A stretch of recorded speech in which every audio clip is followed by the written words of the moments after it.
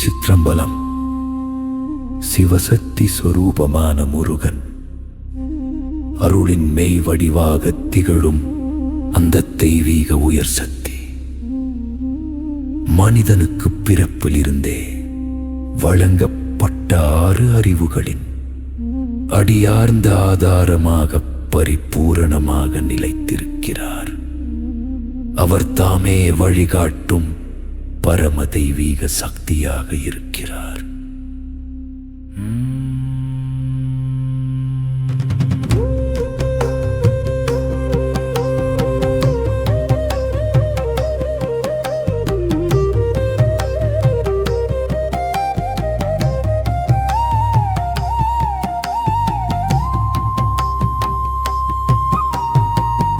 ஈசனின் ஞான மொழி கேட்கு முகமொன்றே, காணுதலின் ஒளியாக நின்ற முகமொன்றே, சந்தன மணமாக வந்த முகமொன்றே, தித்திக்கும் தேனமுதை சுவைத்த முகமொன்றே,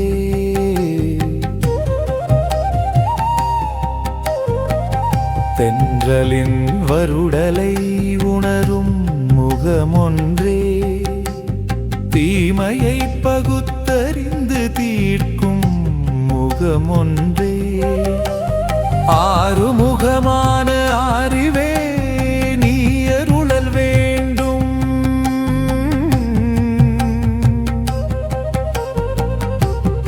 அன்பினுள் அமர்ந்த பெருமாளே,